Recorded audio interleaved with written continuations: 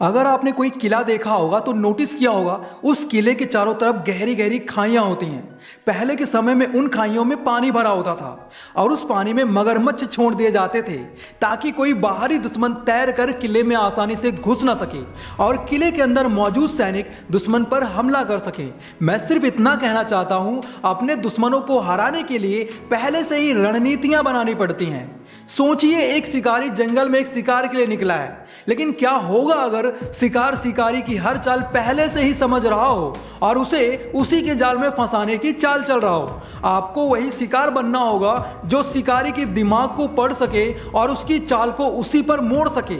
एक दुश्मन कभी भी सीधा वार नहीं करता, वो सबसे पहले आपके हौसले को तोड़ता है, आपके जज्बातों के साथ खेलता है, आपको मानसिक तौर पर कमजोर कर देता है और फिर अपना वार करता है। आपको उससे भी एक कदम आगे सोचना होगा, उसकी ताकत को उसकी कमजोरी में बदलकर उसी के खिलाफ इस्तेमाल करना होगा। इसलिए आपका सबसे पहला कदम होना चाहिए दुश्मन की चाल को समझना और उसकी अगली चाल पहले ही भांप लेना।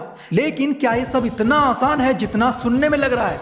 बिल्कुल है। अगर आप इन 9 रणनीतियों को सीखकर अपने दुश्मनों के खिलाफ इस्तेमाल करते हो तो, और अगर आपके एक से भी ज्यादा दुश्मन है तो उनसे भी निपटने की एक असरदार रणनीति बताने वाला हूं, इसलिए वीडियो कंप्लीट जरूर देखना। So let's start the video. सबसे पहला पॉइंट है, अपने दुश्मन को कभी भी घायल करके मत छोड़ना, वरना तुम्हारी बर्बादी पक्की है। अपने दुश्मनों को कभी भी घायल करके नहीं छोड़ना चाहिए।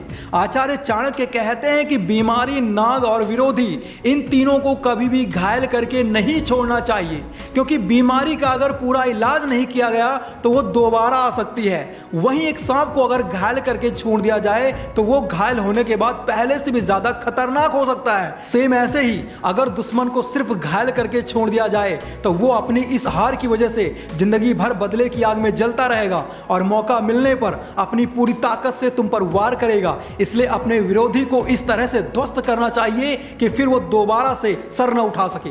दूसरा पॉइंट है, किसी भी दुश्मन को परास्त करने के लिए सबसे जरूरी है अपने दुश्मन के मन में डर पैदा करना। आचार्य चाणक्य का कहना था कि डर एक ऐसा हथियार है जो खतरनाक से खतरनाक दुश्मन को भी कमजोर बना सकता है। अगर आप अपने दुश्मन के मन में डर पैदा करने में सफल हो जाते हैं तो वो अपने आप ही कमजोर हो जाएगा, हार मान लेगा। उदाहरण के लिए, अगर आप अपने दुश्मन को यह विश्वास दिला सकते हैं कि आपके पास उसे हराने की भरपूर ताकत है तो वह आपके खिलाफ कोई भी चाल चलने से पहले 100 बार सोचेगा। इस तरह डर की नीति से आप अपने दुश्मन को मानसिक रूप से कमजोर कर सकते हैं और फिर आप अपने दुश्मन को बड़ी सरलता के साथ परास्त कर सकते हैं। और अगर आपके दुश्मनों की संख्या ज्यादा है तो चौथा पॉइंट बिल्कुल भी मिस मत करना। तीसरा पॉइंट है, अपने दुश्मनों को हराना चाहते हो, उन्हें मात देना चाहते हो तो उन्हें चक्रव्यूह में फंसाना सीखो। आचार्य चाणक्य कहते हैं कि अपने दुश्मन को भ्रम में रखना चाहिए। उनका मानना था कि अगर आप अपने विरोधी को उसके लक्ष्यों और रणनीतियों से भ्रमित कर सकते हैं तो आप अपने विरोधी को आसानी से हरा सकते हो। आपके दुश्मन को कभी भी यह पता नहीं चलना चाहिए कि आप क्या सोच रहे हैं या आपका अगला कदम क्या होने वाला है। ऐसा करने से विरोधी अपनी चाल सोच समझकर नहीं चलता, जिससे उसके फैसले गलत साबित हो सकते हैं। एग्जाम्पल के लिए, अगर किसी जंग में आप अपने दुश्मनों को यह दिखाने में कामयाब हो जाते हैं कि आपके सैनिक कमजोर हैं तो वो आपकी कमजोरी का फायदा उठाने की कोशिश जरूर करेंगे, लेकिन जैसे ही वो वार करेंगे आप अपनी पूरी ताकत से उसे ध्वस्त कर सकते हैं। इस तरह भ्रम की नीति से आप अपने दुश्मन को उसके ही जाल में फंसा सकते हैं और अपनी जीत का परचम लहरा सकते हैं। चौथा एंड सबसे इंपॉर्टेंट पॉइंट, अगर आपके दुश्मनों की गिनती ज्यादा है तो आप उनके बीच कलह पैदा करके उन्हें आसानी से मात दे सकते हो, परास्त कर सकते हो। आचार्य चाणक्य कहते हैं कि अगर आप अपने दुश्मनों को आपस में लड़ाने में कामयाब हो जाते हैं तो वो खुद ही कमजोर हो जाएंगे और आपको उन्हें मात देने के लिए ज्यादा संघर्ष नहीं करना पड़ेगा। यह कूटनीति तब काम आती है जब आपके दुश्मनों की संख्या बहुत ज्यादा हो या जब आपके सभी दुश्मन एक साथ मिलकर आपको हराने की कोशिश करें। एग्जाम्पल के लिए, मान लो आपके 2 या 2 से ज्यादा दुश्मन एक ही समय पर आपके खिलाफ हो जाते हैं तो आप उनके बीच फूट डालकर उन्हें आपस में ही उलझा सकते हैं। इससे वो एक दूसरे को ही बर्बाद करने की कोशिश करने लगेंगे। इस तरह आप बिना किसी कठिन परिश्रम के अपने विरोधियों पर जीत हासिल कर सकते हैं। पांचवा पॉइंट है, अपने विरोधियों को मात देना है तो गुस्से को काबू करना सीखो।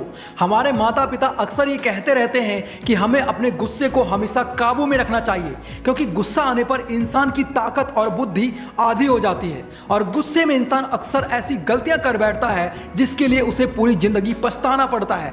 आपके दुश्मनों का आपके खिलाफ सबसे बड़ा हथियार आपको गुस्सा दिलाना होता है, इसलिए वो अक्सर हमें उकसाने की कोशिश करते रहते हैं ताकि हम गुस्से में आकर उल्टा सीधा कोई कदम उठा लें जिसका वो फायदा उठा सकें, हमें बर्बाद कर सकें। अपने विरोधियों की इस चाल से बचने के लिए आपको अपने गुस्से को अपने अंदर ही समेट लेना चाहिए जैसे कुछ हुआ ही नहीं। इसके साथ ही विरोधियों के उकसाने पर आपको कभी भी तुरंत कोई जवाब नहीं देना चाहिए और अपनी बुद्धि से काम लेते हुए सही समय आने पर अपनी पूरी योजनाओं के साथ विरोधियों पर वार करना चाहिए, उन्हें परास्त कर देना चाहिए। छठा पॉइंट है, अपने विरोधी को मात देने के लिए ताकत की जगह बुद्धि का इस्तेमाल करना चाहिए। अपने दुश्मन को परास्त करने के लिए ताकत की जगह चतुराई का इस्तेमाल करना चाहिए। दोस्तों, आचार्य चाणक्य कहते हैं कि अपने दुश्मन पर पहला वार कभी भी ताकत से यानी कि हथियार से नहीं करना चाहिए, बल्कि इसकी जगह अपनी चतुराई का इस्तेमाल करते हुए दुश्मन को अपने जाल और रणनीतियों में फंसाना चाहिए और अपनी नीतियों के बल पर विरोधी को जितना ज्यादा हो सके उतना ज्यादा कमजोर करना चाहिए। अपने विरोधी को कमजोर करने का सबसे अच्छा तरीका यही है कि उनको उन लोगों से दूर कर दिया जाए जो उनकी सबसे बड़ी ताकत है। इसके साथ ही उसे आर्थिक रूप से भी कमजोर कर देना चाहिए और जब आपको लगे कि आपका विरोधी अब अकेला होकर कमजोर पड़ चुका है, फिर आप अपनी चतुराई से अपने विरोधी को बड़ी आसानी से परास्त कर सकते हैं, मात दे सकते हैं। सातवां पॉइंट है, अपने दुश्मनों से कभी भी नफरत मत करो। आपको अपने दुश्मनों से कभी भी नफरत नहीं करनी चाहिए, क्योंकि जब कोई व्यक्ति किसी से नफरत करता है तो वो उसके बारे में अपने सोचने समझने की क्षमता को खो देता है और ऐसी सिचुएशन में उसको अपने दुश्मन की सिर्फ वीकनेस नजर आती है, वो उसकी पावर्स के बारे में भूल जाता है। इसलिए आचार्य चाणक्य कहते हैं कि अपने दुश्मनों को हमेशा एक दोस्त की नजर से देखना चाहिए और उसकी हर छोटी छोटी बात की जानकारी रखनी चाहिए ताकि आप अपने दुश्मन के सारे रास्ते बंद कर सको और उसे कहीं से भी भागने का मौका ना मिले। इस तरह से जब आप अपने दुश्मन को मात देते हो तो उसके बचने के चांसेस बहुत कम हो जाते हैं। आठवां पॉइंट है, दुनिया के लिए बहरे बन जाओ। आचार्य चाणक्य कहते हैं कि जो लोग आपके काम की प्रशंसा करते हैं, आपके आत्मविश्वास को बढ़ाते हैं, आपको सही सलाह देते हैं और आपको हमेशा आगे बढ़ने के लिए प्रेरित करते हैं, ऐसे लोगों की बातों और उनकी सभी सलाहों को ध्यान से सुनना और उनको मानना चाहिए। लेकिन जो लोग आपका बुरा चाहते हैं, आपको दुखी देखना चाहते हैं, आपकी हिम्मत को तोड़ते हैं, आपको नीचा गिराने की सोच रखते हैं, आपकी बुराई करते हैं, ऐसे लोगों के लिए आपको बहरा बन जाना चाहिए। यानी कि जब कोई व्यक्ति आपसे यह कहे कि तुम ये काम नहीं कर सकते तो तुम्हें उनकी बात को एक कान से सुनकर दूसरे कान से बाहर निकाल देना चाहिए और उन्हें ऐसा दिखाना चाहिए कि उनकी बातों का आप पर कोई भी असर नहीं पड़ा। असल में हर इंसान की लाइफ में उसका बुरा चाहने वाले कुछ धूर्त लोग जरूर होते हैं जो आपको जीवन के हर मोड़ पर डीमोटिवेट करने की कोशिश करते रहते हैं। अब ये आपके ऊपर डिपेंड करता है कि आप उनकी बात सुनकर हार मान लेते हो या उन्हें अपनी कामयाबी से मुंहतोड़ जवाब देते हो। 9 पॉइंट है, अपने दुश्मन को मात देने के लिए उस पर नजर रखना, उसकी जासूसी करना बहुत जरूरी है।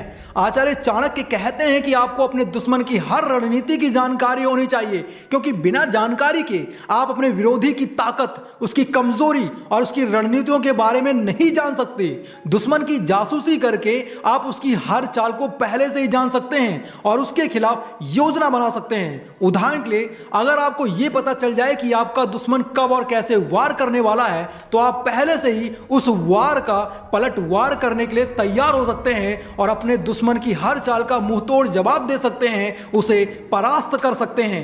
और आखिर में आप सभी को बस एक ही सलाह देना चाहूंगा, जिंदगी में किसी से भी दुश्मनी नहीं करनी चाहिए, क्योंकि दुश्मनी वो आग है जो आपके साथ साथ आपकी फैमिली की खुशियों को भी निगल जाती है। इसलिए अगर आपके झुकने से दुश्मनी खत्म होती है तो आपके झुकने में कोई बुराई नहीं है। अगर आपको वीडियो पसंद आया हो तो चैनल को सब्सक्राइब जरूर कर लें, साथ ही इस वीडियो को अपने फैमिली मेंबर्स के साथ जरूर शेयर करें। बाकी यार, अगर आप लोग इस तरह की और वीडियोस देखना चाहते हो तो लेफ्ट वाली प्लेलिस्ट देखो और चतुराई सीखना चाहते हो तो राइट वाली वीडियो देखो। Thanks for watching, love you all.